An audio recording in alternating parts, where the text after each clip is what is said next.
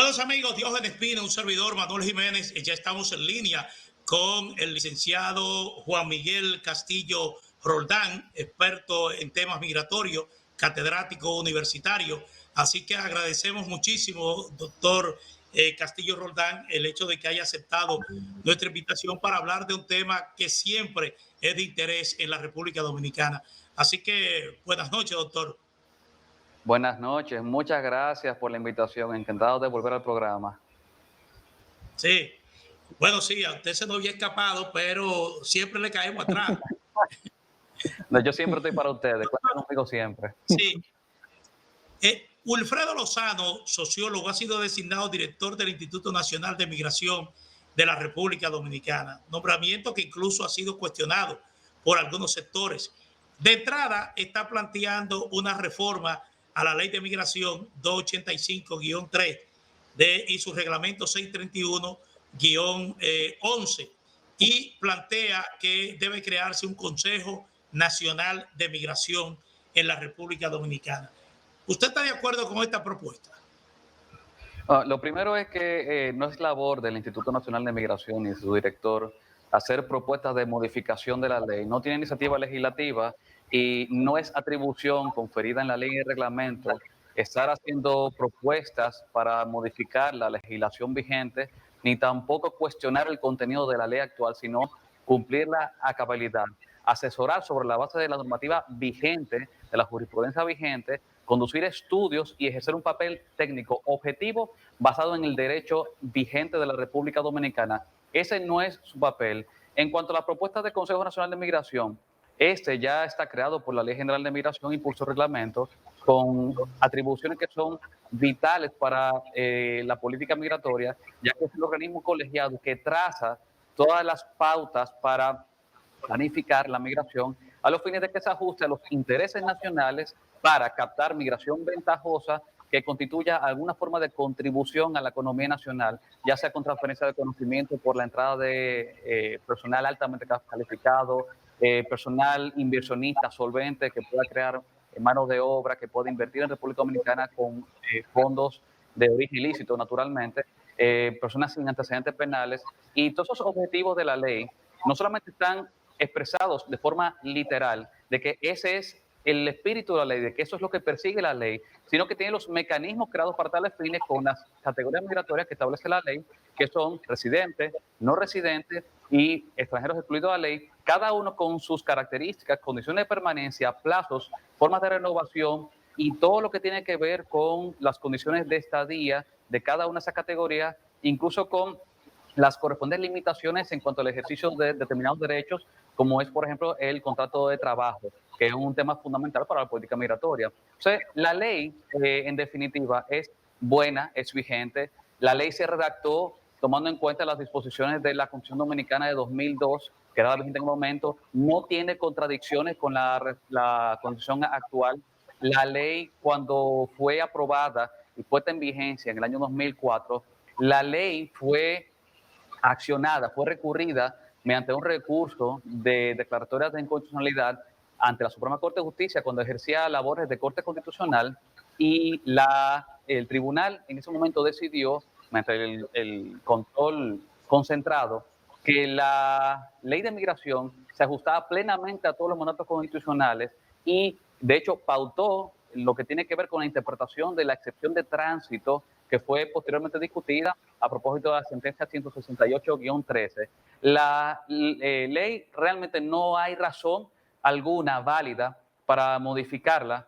Se ajusta a todos los mandatos de la Constitución, de los convenios internacionales, toma incluso en cuenta el contenido de los acuerdos bilaterales en materia migratoria que existen con la República de Haití, tanto aquellos acuerdos que fueron aprobados y ratificados por el Congreso Nacional mediante resolución, hasta los acuerdos incluso que se adoptaron en el marco de la Cámara Mixta Bilateral hasta el año 99. Por tanto, no hay razón alguna, la ley es muy buena, tiene todas las disposiciones que necesitamos para aplicar una adecuada política migratoria y en adición a eso, ya es una discusión más política que jurídica, es el riesgo de abrir la caja de Pandora de una ley que ha dado tanto trabajo, tanto sacrificio y dolor que sea aplicada. Tardamos 7 años en tener un reglamento, tardamos 9 años en tener un plan nacional de regularización.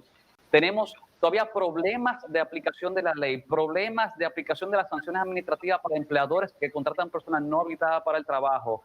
Tenemos tantos problemas institucionales que pensar ahora en modificar la ley que ha dado tanto trabajo que se aplique y todavía no se aplica bien, me parece un despropósito y también un ejercicio de ignorancia a la realidad del derecho migratorio dominicano.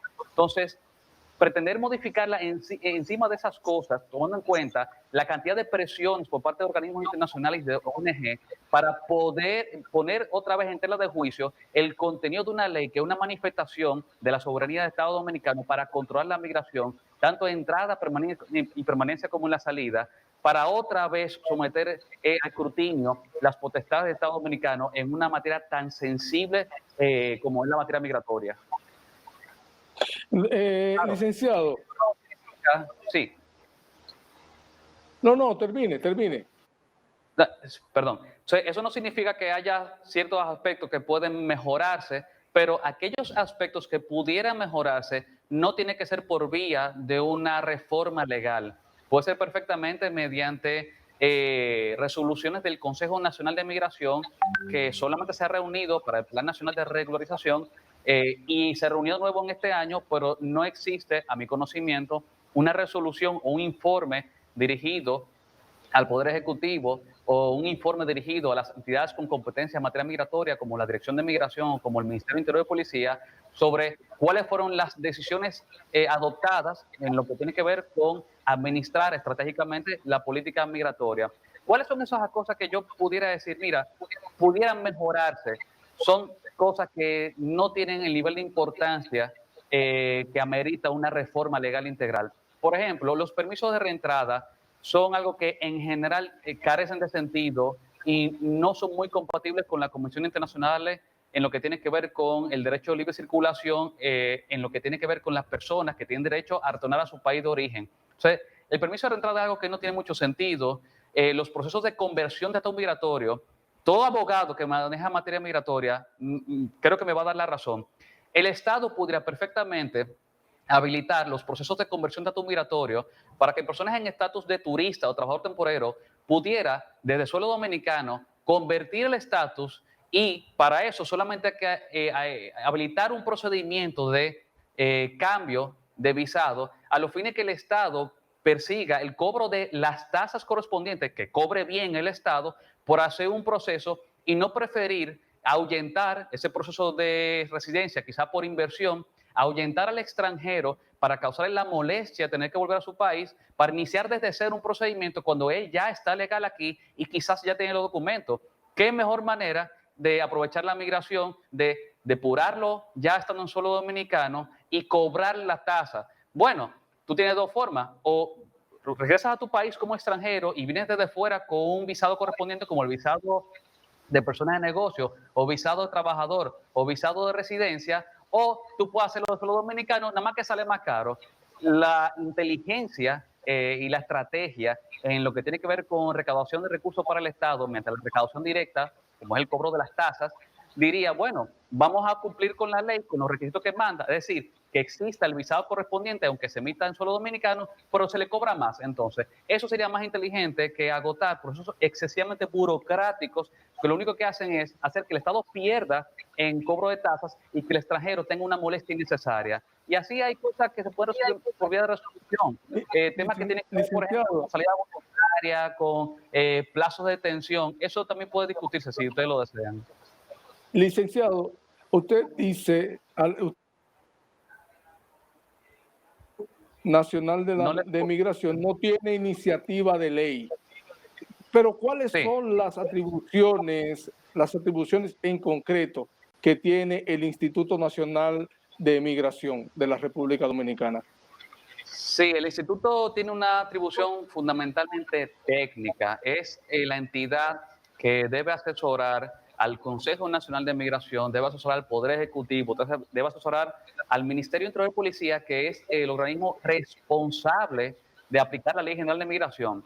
Y en cuanto a la Dirección General de Migración, que es un organismo ejecutor, el instituto tiene también la responsabilidad de colaborar con la formación del personal de las entidades públicas que tienen un papel en la política migratoria, especialmente en lo que tiene que ver con la Escuela Nacional de Migración, que es quien entrena y capacita a los oficiales de migración, es decir, los inspectores de migración que han sido formados para aplicar la ley y aplicar el reglamento. Esa labor técnica se hace con capacitación, con investigaciones, estudios de campo, encuestas, censos, investigaciones jurisprudenciales de derecho comparado, investigaciones especialmente, y no hay forma de yo destacar lo suficientemente importante que es esto, hacer una investigación del mercado laboral, una investigación en el plano de la economía nacional, para identificar cuáles son los segmentos del mercado laboral que pueden requerir mano de obra, qué tipo de mano de obra,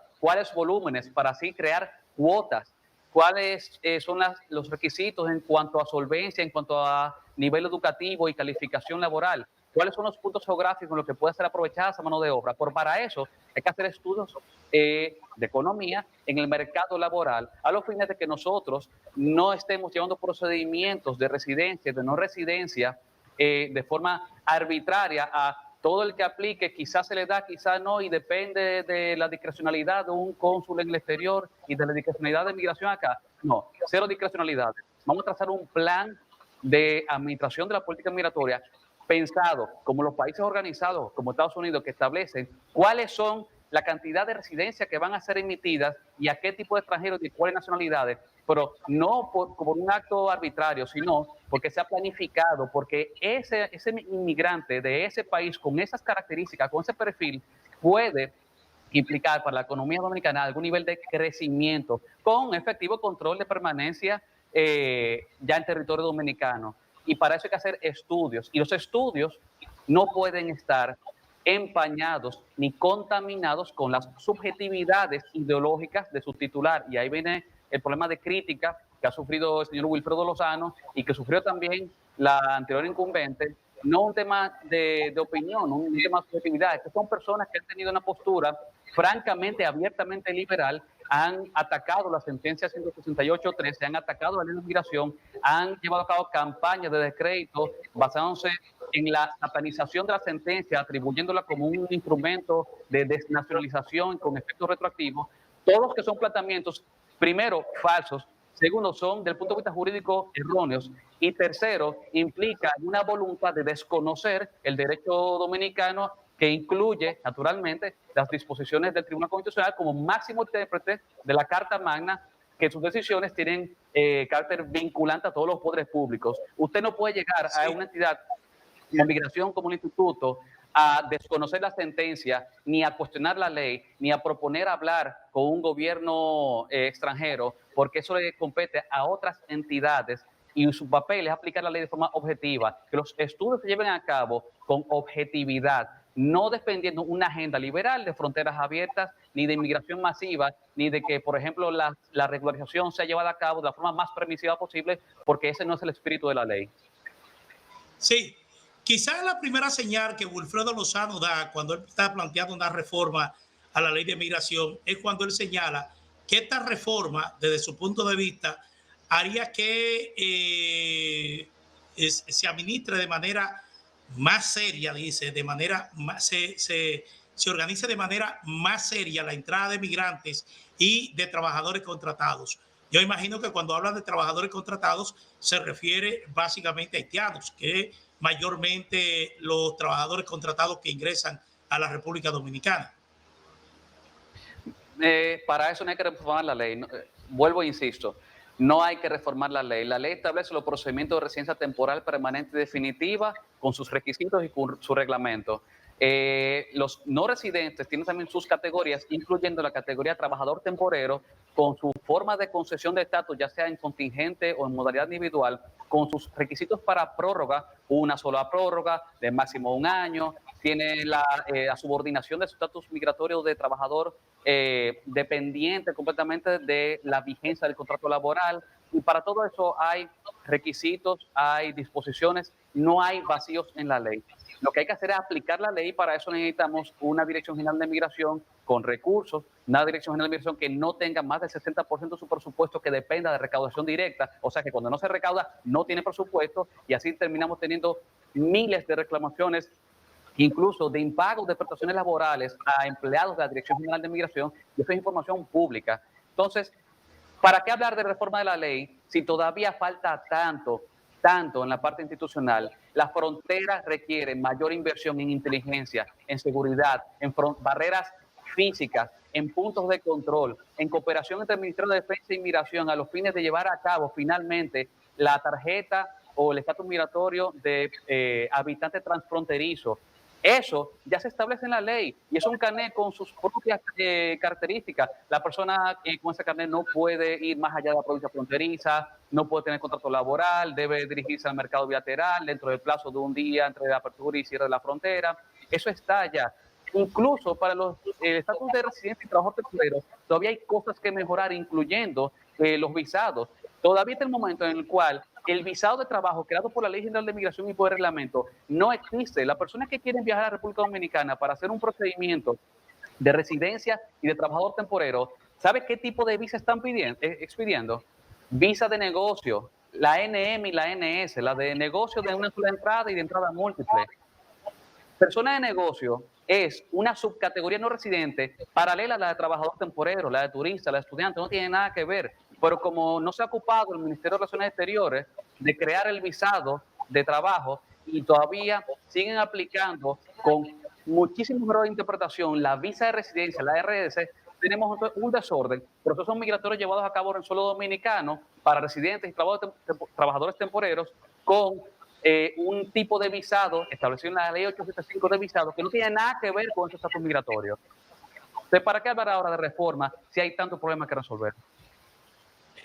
Licenciado, ¿y se podría modificar la ley de migración sin observar los dispositivos de la sentencia 163-3 del Tribunal Constitucional? ¿Eso es posible?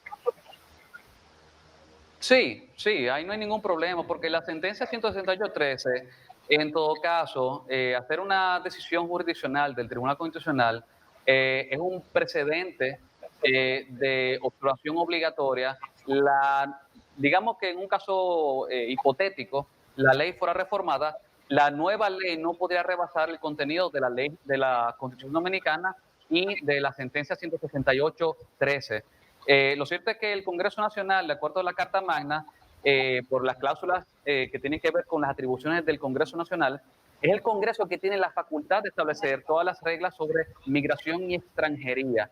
Y ya las disposiciones específicas que tienen que ver con estatus de extranjería se encuentran establecidas en el artículo 25 de la Constitución. Por tanto, siempre y cuando se enmarque dentro de la Constitución Dominicana y de los precedentes jurisprudenciales, se pudiera modificar la ley, pero insisto, no tiene sentido, sería un despropósito, la ley ya es buena, sería abrir la caja de Pandora para someter otra vez un escrutinio a la República Dominicana y permitir que organismos internacionales y ONG locales puedan permear con sus propios intereses y sus agendas ocultas de buscar solución dominicana al problema haitiano, para que puedan insertarse en las vistas públicas y moldear a sus propios intereses internacionalistas que no son para nada altruistas, sino de hacer efectivos unos recursos de financiamiento del exterior para que ellos permitan hacer disposiciones más flexibles y más permisivas a nivel de lo absurdo en la ley de migración. Ese no es el problema. El problema es que necesitamos que se aplique la ley y que el Consejo Nacional de Migración trabaje, que se reúna y que dicte decisiones mediante resolución que sean vinculantes a las entidades públicas competentes como el Ministerio de Interior y Policía y la Dirección General de Migración, y que esas decisiones se amparen en estudios llevados a cabo en el mercado laboral para buscar los inmigrantes que el país necesita, no los que llegan porque sí. ¿Cuáles son esos? Sí. Los que le convienen a la economía, que están documentados y no tienen antecedentes penales. Y para eso hay que tener buena protección de frontera y control migratorio en el territorio. Sí. Brevemente, doctor, porque ya el tiempo se nos acaba, pero ha generado preocupación en sectores defensores de la soberanía el hecho de que se nombra a un canciller, Roberto Álvarez, y a un director del Instituto Nacional de Migración que en su momento criticaron la sentencia 168 del Tribunal Constitucional. Sin embargo, el presidente Luis Abinader ha asumido públicamente el compromiso de garantizar seguridad en la frontera, de mejorar las condiciones de vida de las personas y las poblaciones fronterizas y respetar la ley de migración. Es decir, ¿cómo usted ve estas dos cosas? Esta señal por un lado, pero por el otro el compromiso de que se va a respetar la ley de migración. Primero, el presidente ha declarado públicamente que él gobierna para los dominicanos y que va a hacer cumplir la ley. Eso no lo dices tú, no lo digo yo, lo dijo el presidente en una entrevista.